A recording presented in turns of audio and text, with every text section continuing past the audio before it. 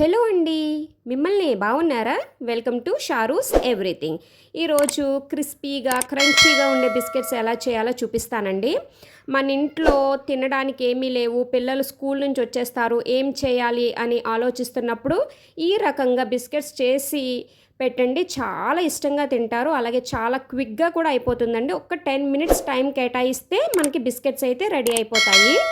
So దానికోసం ఒక cup గోధుమ పిండి తీసుకోవాలండి. ఆ తర్వాత ఒక హాఫ్ కప్ పంచదార, ఒక పావు కప్ బొంబాయి రవ్వ తీసుకుని ఒక 2 స్పూన్స్ ఆయిల్ కూడా వేసుకోవాలి. అలాగే చిటికెడు ఉప్పు, 2 స్పూన్లు పెరుగు వేసుకుని కలుపుకోవాలండి.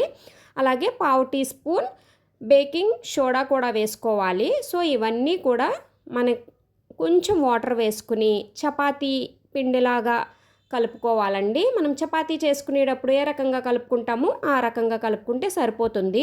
మరీ మెత్తగా ఉండకూడదు, అలా అని మరీ గట్టిగా కాకుండా మధ్యస్థంగా ఇప్పుడు నేను చూపిస్తున్నాను కదా, ఆ రకంగా ఉంటే సరిపోతుందండి. ఈ పిండి మనం నానబెట్టాల్సిన అవసరం లేదండి. కలుపుకోగానే అయితే మనం ప్రిపేర్ చేసేసుకోవచ్చు. సో ఇప్పుడు ఇలా ఒక చపాతీ చేసుకునే చెక్క కానీ ఏదైనా తీసుకుని మనం ఆయిల్ అప్లై చేసుకుని చపాతీ చేసుకునే కర్ర ఉంటుంది కదా, దాంతో బాగా స్ప్రెడ్ చేసుకోవాలండి. అలా అని బాగా పల్చగా ఉండకూడదు, అలాగే బాగా మందంగా కాకుండా మీడియంగా ఉండేటట్టు స్ప్రెడ్ చేసుకుని మన ఇష్టమైన షేప్లో కట్ చేసుకోవటమేనండి. చూడండి ఇప్పుడు నేను చూపిస్తున్నాను కదా, నేనైతే ఈ రకంగా అయితే కట్ చేసుకున్నాను.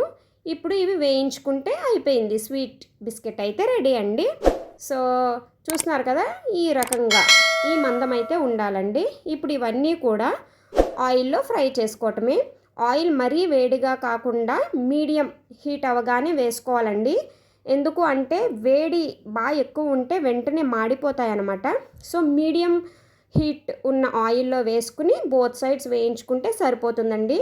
ఈ స్వీట్ తినడానికి బయట క్రిస్పీగా, లోపల సాఫ్ట్గా, అలాగే చాలా కమ్మగా ఉంటుందండి. ట్రై చేయండి డెఫినెట్గా. టైం అయితే ఎక్కువ పట్టదు అస్సలు, ఒక 10 మినిట్స్లో రెడీ అయిపోతుంది. సో మీకు కనుక ఇది నచ్చితే లైక్ చేయండి, అలాగే నా ఛానల్ని సబ్స్క్రైబ్ చేసుకోండి.